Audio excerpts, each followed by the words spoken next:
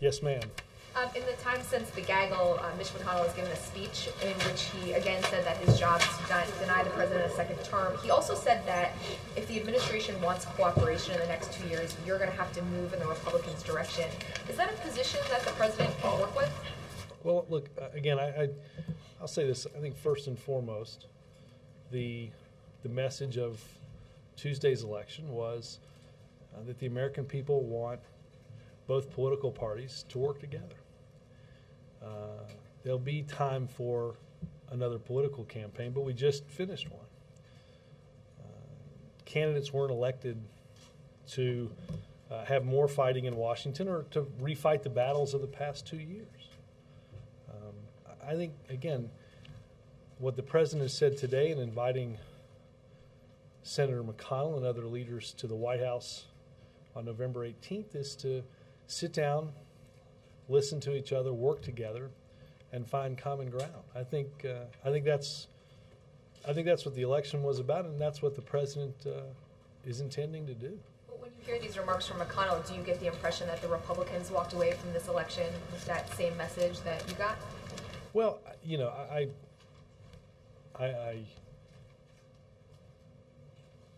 I think that if you look at candidates, a lot of candidates ran against Washington and typically didn't portray Washington in their ads as a place where people listen and work together. So I think in and of, given those dynamics and those images, what they're looking for is what those campaigns were about, working together. I think, look, the president yesterday signaled, and again today, his intention to work with Republicans on extending tax cuts. Our first priority obviously being the middle class. To work with Republicans on things like education policy, improving our schools, and to work with them on energy independence, that we're not wedded to all of our ideas. I hope that Senator McConnell comes to the White House with that in mind in a couple of weeks. And just back to tax cuts for a second. We've kind of been talking around this, and I think you mentioned it in the gaggle, but the president is open to a possible compromise in extending the upper income tax cuts for a possibility of 1 or 2 years. I don't want to do the negotiations here, but we're certainly open to listening to their position, talking about it, and working together to find a compromise that moves this issue forward. Our biggest concern is if this Congress does not act by the end of the year, taxes for middle-class families is going to go up. We can't and we shouldn't let that happen. We have the power to change that, and I think the power is sitting together and coming up with a plan that works for both sides. I think the president's confident that we can do that. Yes, sir. Robert, is the White House hopeful that the actions that the Fed took yesterday will help the economy grow? Jeff, they counsel me ad nauseum not to comment on the Fed, and I don't want to go crossways to said good counseling. I think one of the things that the election told us was people are rightly concerned and frustrated by the pace of our economic recovery, even as we're pointed in the right direction. I think that you'll see that is the focus of the president's trip abroad and broadening our market, broadening our ability to sell in markets like India, South Korea, and throughout Asia. And that's what we'll be focused on.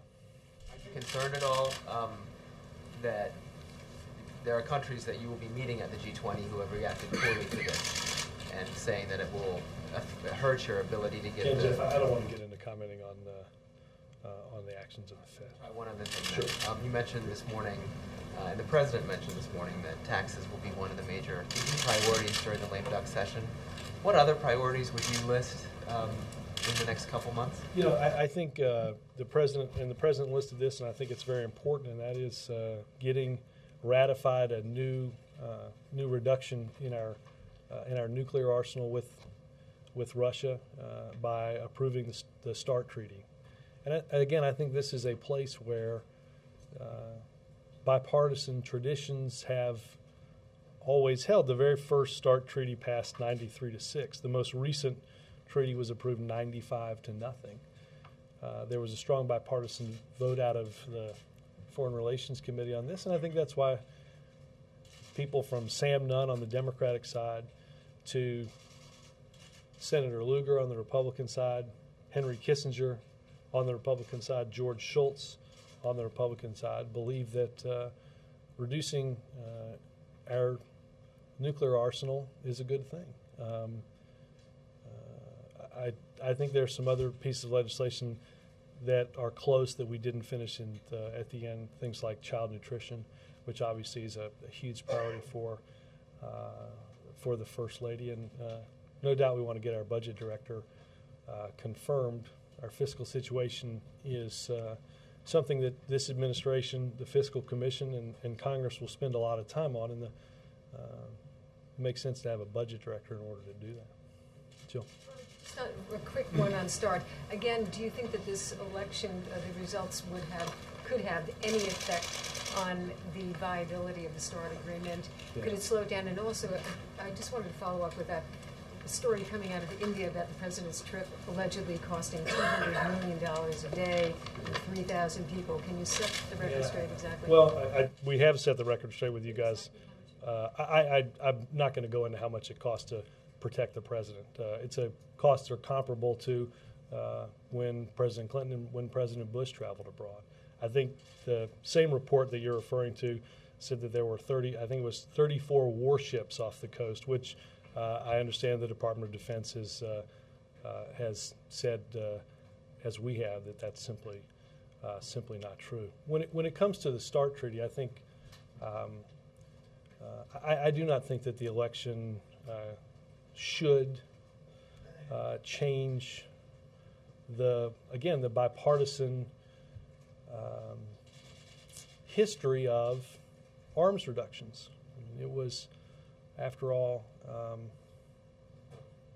I think the last president to call for a world without nuclear weapons before President Obama did that in 2009 was Ronald Reagan. So this is an issue that has enjoyed support well across the political spectrum and across party lines, and I think it would be a good message to send both the American people and the world that we can work together on issues of mutual interest and concern, like reducing nuclear weapons in this world and demonstrating for the world that we're serious. The president mentioned also today that our actions at reducing our nuclear weapons, our nuclear stockpile, and Russia's nuclear stockpile is sending a powerful message around the world as we seek to hold Iran responsible for the commitments that it has made. And I think that's an important message to carry through. Jake? You have said, and the president also suggested, that the message of Tuesday's elections is that the American people want the parties to work together. Where do you get that from? Well, I think if you look at both parties in the exit poll were not held in tremendously high regard. I think Washington writ large was not held in high regard, and I think people disapproved of, according to those polls, the way Congress worked. I think if you were to look at how to fix that, it's working together. I think that's what most people took. The same exit poll indicated that a majority of the American people think that the president's policies will do long-term harm to the nation. I know the president said that if unemployment were lower, they'd have more confidence in the policies. But if you're going by that exit poll, it would seem that the message from Tuesday is they don't like what this administration is doing. And therefore, when the Republicans say they were elected to stop what the president's doing, at least based on the same exit poll you cite, they have a case to make. Well, I think if you look at, let's take the issue of health care, which I think is what Senator McConnell's speech was on. I think most of the people that cited health care as an issue for voting supported the Democratic Party. And I think almost evenly split were improving or keeping what we have versus repeal. So again, I think we're in the midst of, and we've seen independents, and quite frankly, in the last 3 election cycles, side with different political parties. I think that's because they want Washington to work for them, not against them. And I think that's, again, that's the message that we took from this campaign. Well, since Senator McConnell today did say that the Republicans would be pressing repeatedly, in his words, to repeal the health care bill and to repeal the financial bill, he suggested also the financial regulation reform, will the president veto any efforts to do either of those? Well, I honestly don't think, Jake, it will come to that. Let's take financial reform. I just mentioned health care reform. There's certainly nothing in the message, I think, that came out of Tuesday that suggests that going back to the healthcare system that allowed insurance companies to control whether or not patients that think they have policies are covered when they get sick. I don't think any data suggests that that's what people want to see after Tuesday. And as it relates to the financial reform, there rules were put in place to change the behavior of Wall Street and to prevent what happened in September of 2008 and what led up to it from ever happening again. I think that's what I think those are common sense policies that the American people strongly believe in. I think whether it's protecting consumers, ensuring that people aren't hoodwinked into bad loans, making sure that trading things like derivatives are done in the light of day on an exchange rather than not is what people want. McConnell said he's going to try to, if he can't repeal the bill, which he suggested that Republicans won't be able to because of the president being in the White House and Democrats still controlling the Senate, they will at least try to starve the health care bill by depriving it of funding. I should have been more specific. Would the president veto those kinds of efforts? Again, Jake, I don't think we'll get to that. Bill. The president indicated an openness to the repeal of the 1099 aspect of the health care law. Are there other provisions that the White House has identified that you guys think could go or be revised? Any specifics at this point? Well, look, I think that's, Mike, I think the president looks forward to hearing from, during these upcoming meetings, what Republicans, what's on Republicans' minds as it relates to that. I think, again, the issue of 1099s was something that many have talked about changing because, as the president said, the burdensome paperwork on business doesn't make a lot of sense. So I don't want to speak, quite frankly, for what aspects of that they'd like to see changed. I think the president believes that it is dangerous to go back to, as I said earlier, a system where insurance companies made decisions rather than doctors and patients, and that some of the protections like family being able to keep somebody up to the age of 26 or not being denied coverage because of a so-called pre-existing condition are important protections that the American people don't want to see rolled back. Are there any red line provisions or whatever that you think are deal breakers in terms of that absolutely have to stay if there are negotiations? Well, again, I think I outlined a series of them. Again, I don't want to speak for what the Republicans have in mind. I think the president believes that many of the protections that he's talked about over the past many months are very important. Obviously, you and the Pentagon have spoken about the India stories that have been out there. Are you surprised that there are kind of these stories about lots of protection or more planes than usual? Is there something about this trip that's different than others? Or well, no, I don't. Look, I mean, whenever you move any president in a foreign country, you not surprisingly take certain precautions. This is the first stop on our trip is at a memorial for victims of a terrorist attack, November 26, 2009, at the hotel we're staying at. So, obviously, the Secret Service takes the duty of protecting this and any president seriously. They do an amazing job, and they'll continue to do so. Just trying to make sense. Just trying to make sense of why, and he's traveled overseas before. Why are there articles this time about this trip being different than perhaps others? It's a good question for whatever media is writing these stories in India. I guess follow Are you guys reopening healthcare? No. So you believe this is a settled issue? I think I think the president mentioned something specific yesterday, and I think Democrats and Republicans want to change that paperwork requirement. You'd be okay on that, but nothing else. Well, again, Chuck, I don't know what their list is, but I will say that I think Senator McConnell said today we should listen to. We listened to the American people. Well, again, the exit poll we cited was evenly split, so I don't know what he heard that the others didn't. Well, I guess to go with that, the exit poll is evenly. That is a fair way to read it. Evenly split. That does mean half of the country or half the folks that went and voted don't like it at all. Should there be some acknowledgement?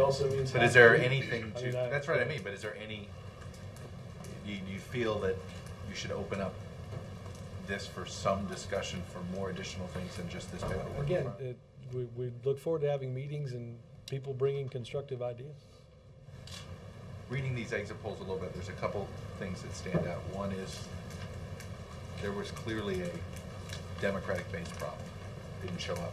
A lot of voters didn't show up in Missouri and Pennsylvania and Ohio. Turnout down compared to 2006. Why do you guys think that is? I have not talked to some of the political folks on that. I mean, obviously, I don't know whether I don't know what in those particular states or among those different regions might have impacted it. Obviously, we saw in some places Democratic enthusiasm and turnout up. It certainly varies from state to state. Do you guys take from this election that you have a policy problem or a communications problem? Well, I think we have I think we have economic problems. I think we have 8.5 million people that lost their jobs. I think, what the American people want both political parties to do is stop the squabbling and start working together. That's what we took. That's what the president has offered Republicans and Democrats in coming to the White House and in continuing that conversation. I think that's what you'll see over the next many months. By the way, should we expect a golf outing between the speaker-to-be and the president anytime soon? I have to say that Mr. Boehner looks like a pretty good golfer, so I'm not. I think he might take some money from the president on that. I'm probably in trouble for saying that now. He's a gambler.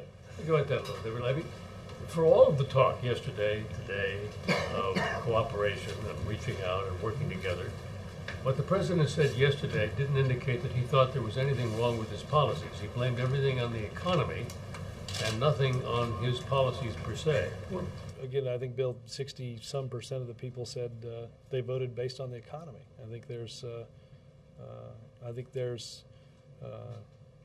the president, and I think he said this yesterday, that and certainly has before, that the pace of economic recovery is one that has frustrated he and the American people. Sure, but a number of the people who fall into the category of people who voted based on the economy believe that the economy is in the state it's in because of his policies. Yeah, again, I don't think there's many economists that would. Again, I mean, if you look at where we were in when the president took the oath of office and the jobs report for that month and where we have been, we're obviously in a different direction. Laura? Has the president spent any time studying the history around President Clinton's history when he faced a similar situation? He was reading. What's that? Yeah, he was reading Taylor Branch. I know you mentioned it in Peter's interview, but I other than that, I don't know what lessons he's taken away from that. I don't. I can certainly talk to him and see what Get deeper. Robert, when the president says he wants to work on the people's business, want to separate these two before there's a fist fight. When he says he wants to work on the people's business, which people is he talking about? The people that elected Rand Paul and Marco Rubio, or the people that re-elected Nancy Pelosi and Harry Reid? Well, what they have in common is they're Americans. That's about it. I mean, they have irreconcilable differences, don't they? You know, the president spent a lot of time traveling around the country, and I think he always said that there were, you know, we tend to put people in boxes and all that sort of stuff on television, and everybody disagrees on this and everybody disagrees on that. I think that I haven't been in a room with those leaders per se, but I bet if people listen long enough, they'd find things that they agree on. They find things that they could work on. Is everybody's is the solution that everybody brings to the beginning of that meeting going to be what we all walk out with? Probably not. It's going to take some give and take on each side. That's the way we're likely to make progress. I don't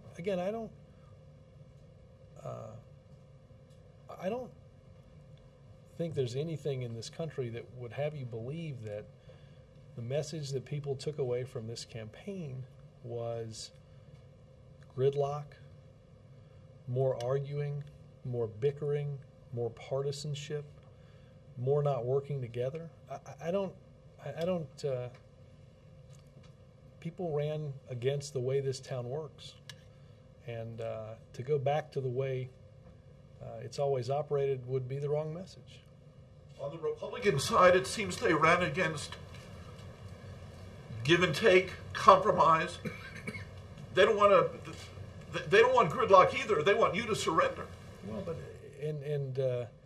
wasn't that largely the message? Wasn't that what they said drove them to run for office because somehow that happened on the other side? I think that's an incongruence that is maybe a subtlety that was that's lost during the back and forth of a political campaign. But you don't make progress, and you're certainly not going to make progress in a divided government saying my way or the highway. You're going to end up with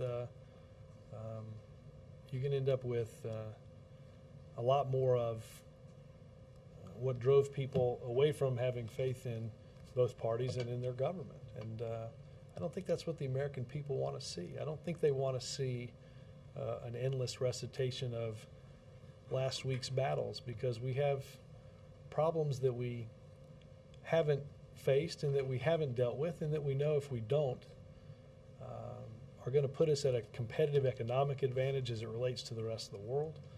I know that's not what the president doesn't want to see that, and I think I think you have a good number of Republicans that believe that too, Mark. Earlier, you mentioned the president would invite CEOs to the White House to help reset relations. Do you have any details on timing or who? Not yet. There's been some internal discussions about it, but there's no details beyond that. Is it part of the series of meetings that you're planning to have? You know, we've had a series of CEOs in for several years, lunches, events, and I think that we'll not only continue that, but talk a little bit and do a little bit about what the president talked about yesterday in terms of business. And what's the state of play on the free trade agreement with Korea now that ahead of the president's trip? Well, the president outlined the concerns that he had both during the campaign in 2008 and just recently with what he thinks has to be improved in an agreement that he can support and he can be a party to. We, whether it's autos or whether it's other issues, we know that we've got to make some progress, and I think both sides are going to sit down and see if they can make some of that progress. And if we can make enough progress to where the president feels, like for instance on autos, there's a better deal for our automakers and for our workers, then it'll be something that we can support. If not, then we'll have to keep trying. How likely will it be that it is announced during the trip? I think that depends on the negotiations. I think that depends on the progress that's made in changing what the president felt was an agreement that was tilted against auto companies and auto workers here in this country. Beyond the meeting on the 18th, is there any sort of a plan to create some sort of structural, bipartisan something going forward to address the new reality in Washington? I don't. Maybe I'm not following. Like what? There's this bipartisan meeting happening on the 18th. Is there any plan to No, make I a mean, regular? Is there right? Is there any plan to make some sort of a regular White House bipartisan event? Something going forward? You know, I know we have. Again, we've talked here, and I think the president's anxious to talk to leaders on both sides on the 18th about what they think is. What do they think are the ways best going forward? I know the president is, as you heard him say in the cabinet room, this is more. This has to be, and it will be more than just a photo op. We obviously have substantive business to work through, and issues that we have to make progress on. So I anticipate that this is the first of many. And you said there are no major staff shakeups to announce, but is there anything minor either in the Office of Legislative Affairs, in the White House counsel's office, to deal with investigations, oversight that may be coming down the road, staffing up for? None that I've heard of or that I'm aware of are. How about, Robert, just two questions. Last year, just two, aren't there, Lester? last year, that influential Democratic leader, James Carville's new book was entitled 40 More Years, How the Democrats Will Rule the Next Generation. Have you and the president read this book, and if so, what was your reaction to it? I have not read the book, and I don't know that the president has either. So it's hard for me to comment on it. I haven't. Okay. Could you specify which trip President Bush ever took which cost $200 million a day? Well, Lester, this trip doesn't cost $200 million a day, so. That was what was reported all over the world. So let me get this straight, Lester. Another questioner asked about it. So, Lester, you subscribe to the veracity of everything that you read in the press, right? No, not everything. Oh. But several things. But just the things that you previously agreed on that you agree with? Are you denying We that seem it's- to be several slips, Are you several denying steps down that the it's slippery slope. $200 million a day? I for about the third time, yes. You're denying. How much is it then? I'm not going to get into what it costs to protect the president, but the same report, Lester, if you don't believe me, which I can understand, surely you would. I'd like to believe you. I enjoy you very much. Well, I appreciate that, Lester. Should we leave you two guys alone? With a Slurpee and a twisty straw. Can I, again, Lester, I think the same report said there were 34 warships. Yeah. Yeah, the Pentagon said that's not true. Oh.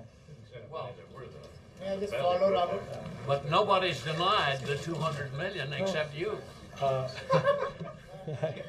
right, I don't. We now seem to have come almost full circle on a circular argument, haven't we? If I'd read it somewhere else that it was a different cost, would it be true? You just said you believed everything that you. No, this came from a number of different sources, Robert. You've talked to them. No, I've read them. So again, if you'd read that the cost was different other places, how would you reconcile those differences? I'll just have two questions on that tomorrow. Peter? Thank you very much. We do the questions here, Robert. It's a good thing, right? Sometimes.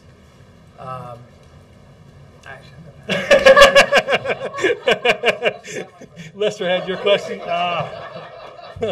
Now that's news. Can I just say, in the spirit of completely bipartisan cooperation, in the spirit of, and you believe consequently everything that's in it. No, I won't say that. Point, Lester. I think you seem to have some.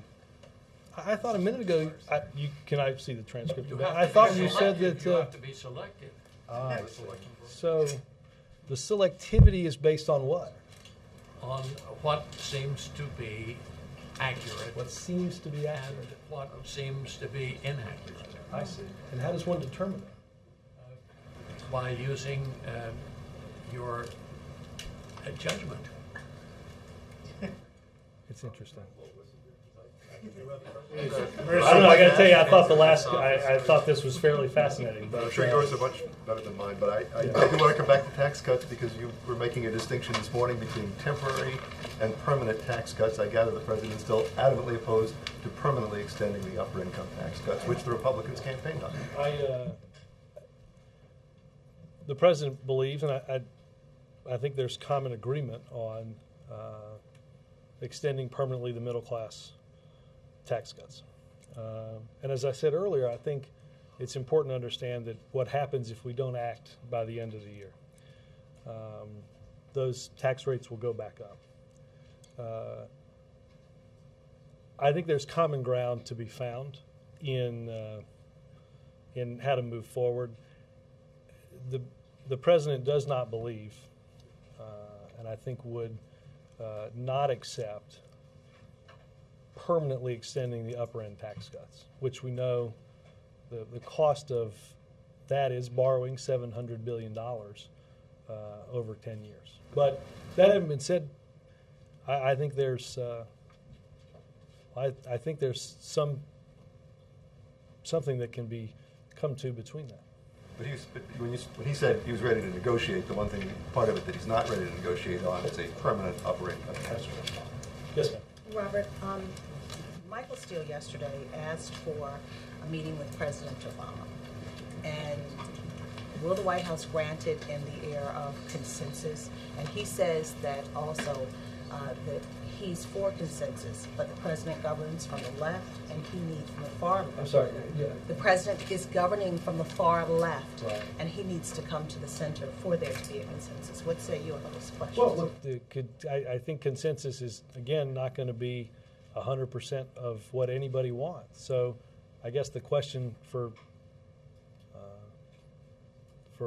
Mr. Steele would be, does he believe consensus then is 100% of what he wants?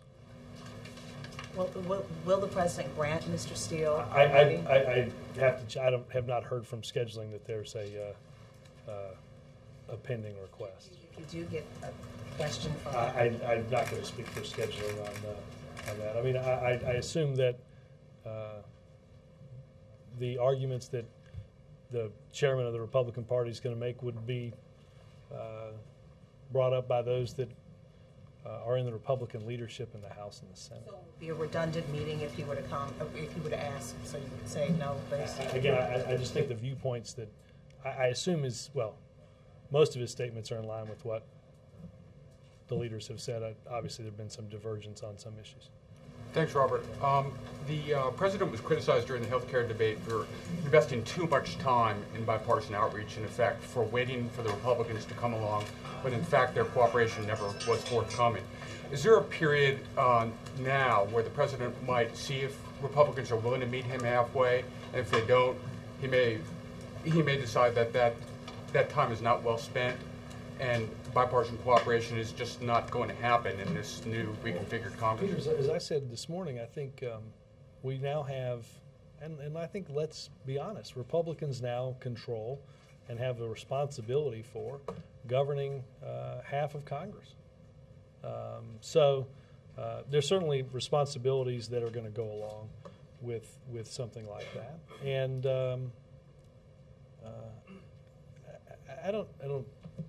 I think the president's eager to sit down, eager to listen, and eager to work together. I have not heard him or others discuss what happens if.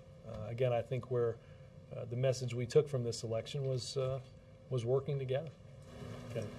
Going into the G20, does the president have a message for emerging markets of these fast-growing economies like Brazil, who are worried that the actions of this country are going to create bubbles in their own? Well, look, what we have talked about at each of the G20s is the need to find strategies for balanced growth, and the president has discussed throughout this the fear that what we have seen that's driven economic growth in the past, the sort of bubble and bust economies that may in the short term drive demand, but find the consequences of that demand on the back end detrimental, that we certainly can't continue to also do that on a worldwide basis. We can't. The American consumer can't drive worldwide demand, which is part of the reason we have to open up other markets around the world and emerging markets for the sale of our goods. And look, I think Secretary Geithner at the G20 finance ministers meeting talked about and got the cooperation of those throughout the world in seeking a path toward that balanced growth in the future. Yes, sir. Robert, back on the McConnell speech for a moment. He said, quote, "I don't want the president to fail. I want him to change."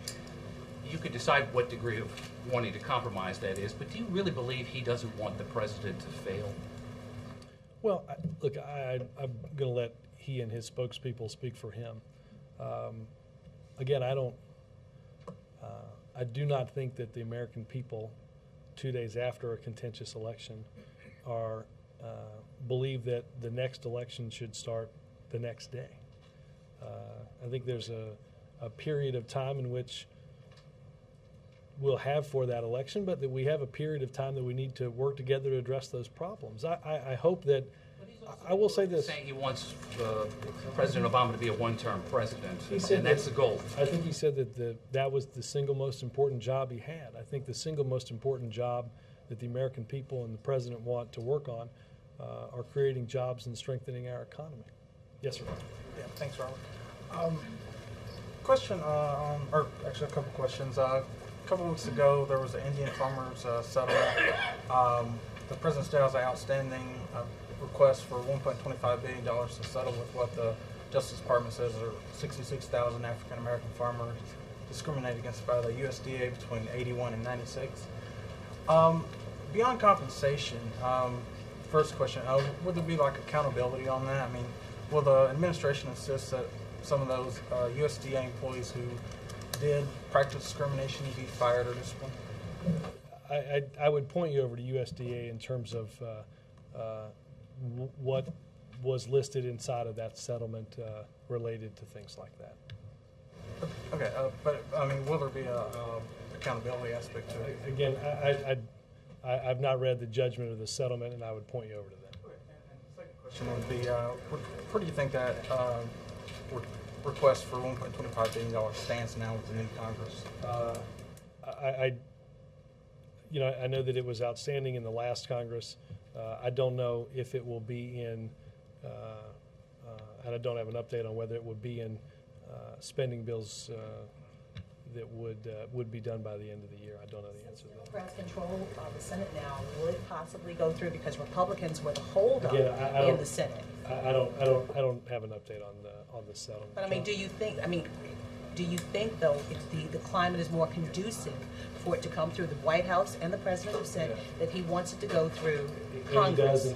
April, again, I don't have a legislative update on this. John? How quickly would you expect the president to name a new director of the National Economic Council, and should the American people anticipate that there'll be any changes in the president's cabinet between now and early next year? Look, I know that obviously there are and have been organizational meetings that have gone on through here that the chief of staff is a process that he's overseeing. We are, I think, in the preliminary stages of selecting a new NEC director. So I don't anticipate that in the next couple weeks we'll have any announcements on that. And I know of nothing in terms of the cabinet. Again, I think there's a natural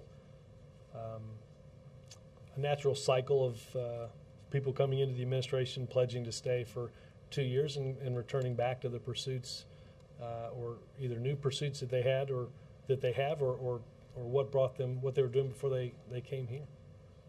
Yes, sir. Yes, we know that the currency issue would be is high on agenda for the president's trip to Asia, and will the White House push harder on the issue because in response to the result of midterm election? Well, look, it was a concern of this administration. It's been a bipartisan concern of Capitol Hill even before this election.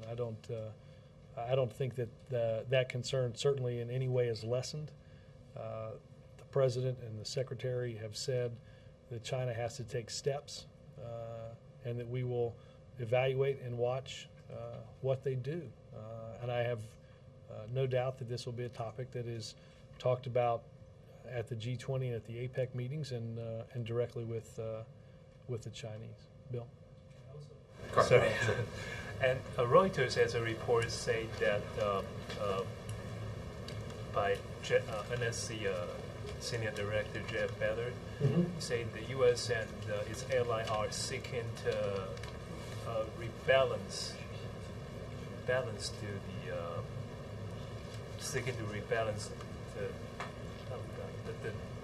Let me check in on that. My sense is it's not in. I don't second guess Jeff on what he says, but either did you write the story? Either Mason or Bader, comma Jeff. Let me check on what the report is you're talking about. Bill. Robert, still trying to understand this possible middle ground here on healthcare reform. I hear you say the president wants to change the 1099 thing and then open to other ideas they may come up with. But yesterday again, let me be clear, Bill. I think I said that.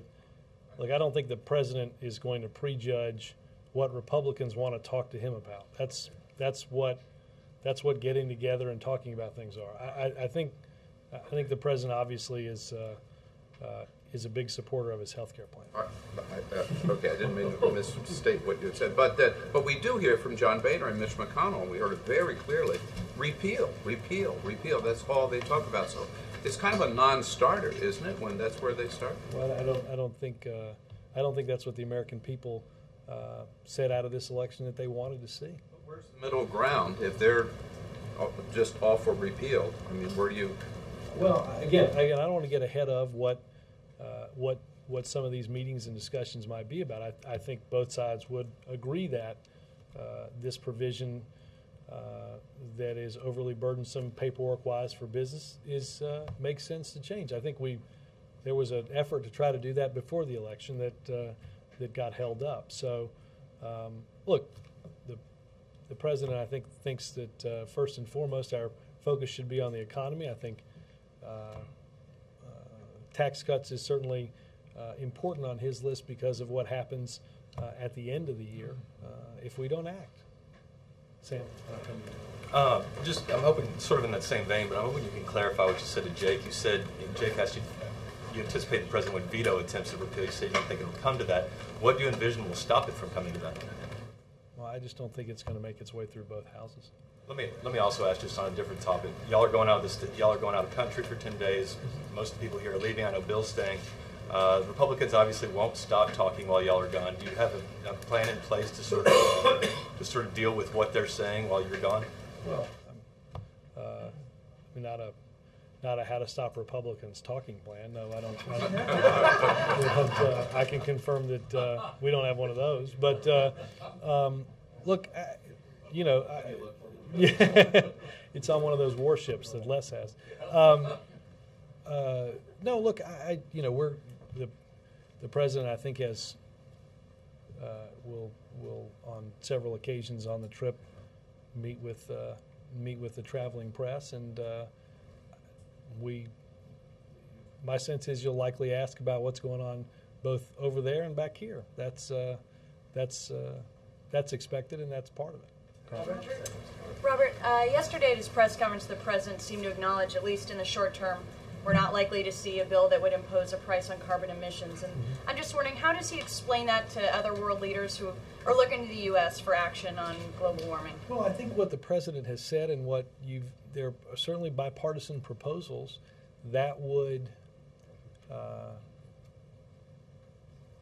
reduce the amount of greenhouse gases, but not necessarily have to be done through what is commonly referred to as a cap-and-trade system. You could, for instance, as many states have done throughout the country, have a renewable energy standard that said a certain amount of your power will be generated using renewable sources, which obviously would cut down by definition on greenhouse gases. I think there's I think that in this case, there's more than one way to skin a cat. I think there's the president has, and I mentioned this morning. The president has made some, changed a policy that had been that had not seen a loan guarantee on behalf of a construction of a nuclear plant in 3 decades. We entered into one of those just late last year. Again, that's generating power that way is by definition going to reduce greenhouse gases. So I think people are still concerned both about climate change as well as our ever-growing dependence on foreign oil. But there's more than one way to fix that. One of the ways that we've worked on is working with car companies to increase fuel efficiency standards, not just on cars and make that happen actually faster than the legislation requires, but also for the first time on trucks. Again, it's not a legislative thing. It's working with business to bring about change in energy. Ken? Thanks, Robert, I'd like to follow up on the question that Sam asked. Do you believe that the era of not attacking a president when he leaves our shores is over? Do you feel that, that given this climate, that there'll be no... Sam's going to attack the president? No. Do you believe that... But that would be again. Do you believe that the Republicans will honor that? I don't even know if it still exists, protocol or gentleman's agreement where when a president leaves our shores, partisan attacks are limited, shall we say. Look, certainly that's been what in previous times has been what most in Washington followed. I think the president again goes overseas on this trip on behalf of not one political party, but on behalf of a country to improve our relationship with a very important region of the world, a fast-growing economic place where, again, at the very beginning of the trip, I think you'll see working with American businesses and CEOs to open up markets and create jobs here in this country. That's the focus of the president's trip. I'll leave what the Republicans do and say about that. I stopped guessing a long time ago. Thanks, guys.